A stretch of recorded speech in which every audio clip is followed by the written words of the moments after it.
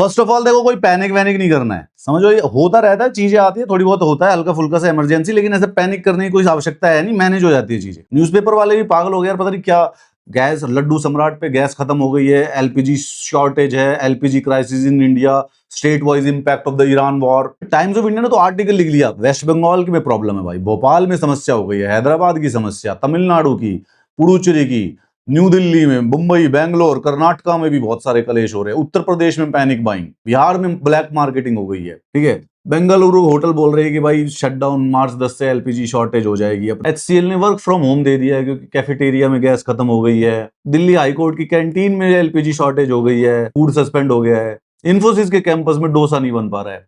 थोड़ी तो समस्या लग रही है, हाउएवर इन चीजों पे पैनिक मत कीजिए, क्योंकि जितना ज्यादा इससे पैनिक करते हैं समस्या और ज्यादा बढ़ जाती है।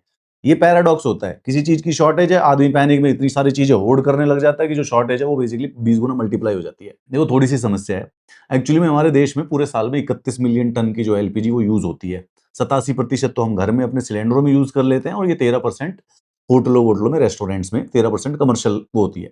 अब ये जो 31 मिलियन टन है ना, इसमें से यार 60% जो है वो इंटरनेशनल हमें इंपोर्ट करना पड़ता है, और इसमें से ज्यादातर जो है ये स्ट्रेट ऑफ हॉर्मुज, ये जो ईरान वाला जो कलेश है ना, ये ईरान इजराइल के कलेश वाला जो स्ट्रेट ऑफ हॉर्मुज है, ये मिडिल ईस्ट से आती है। अब जैसे ये मिडिल ईस्ट का कॉन्फ्लिक्ट बढ़ रहा है, ईरान और ज्यादा डेस्परेट हो रहा है, तो भाई वो हॉर्मुज में माइंस लगाने लग गया है, क्योंकि अब वो कन्वेंशनल वॉर में तो इजराइल और यूएस से जीत नहीं सकता है, तो वो स्ट्रेट ऑफ हॉर्मुज को ब्लॉक करने की कोशिश कर रहा है, जिसकी वजह से थोड़ी बहुत हल्की फुल्की शॉर्टेज होती है एलपीजी की।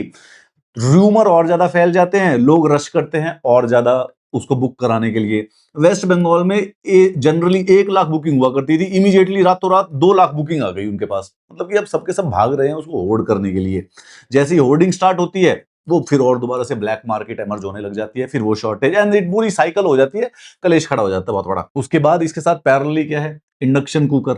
दिल्ली में, गुड़गांव में इंडक्शन कुकर ब्लैक में बिकने लग रहे हैं। फ्लिपकार्ट पे इंडक्शन और अमेजोन पे इंडक्शन जो कुकर हैं वो आसानी से डिलीवरी नहीं मिल रही है, कहीं 15-15, 20-20 दिन की डिलीवरी हो गई है। एज ए फ्रेंड बता रहा हूँ, देखो दोस्तों, जीवन में ऐसी समस्याएं आती रहती हैं, बहुत ज्यादा लंबी चलने वाली समस्याएं नहीं है। हल्की सी हम्बल सी रिक्वेस्ट है, घर वाले भी पैनिक वैनिक कर रहे होंगे, पैनिक बाइंग मत करो, पैनिक होर्डिंग मत करो, पैनिक बुकिंग मत करो एलपीजी की। ज्यादा से ज्यादा 4-5 दिन का मैटर रहता है, ये सुधर जाता है। अगर हम सबके सब पेशेंस से काम करेंगे तो शायद बच जाएंगे। और ज्यादा टेंशन मतलब जिसकी छूट गई ना, अगर प्रॉब्लम आनी होगी तो फिर इतनी लंबी आएगी, जो ये होल्डर हैं ये भी नहीं बच पाएंगे।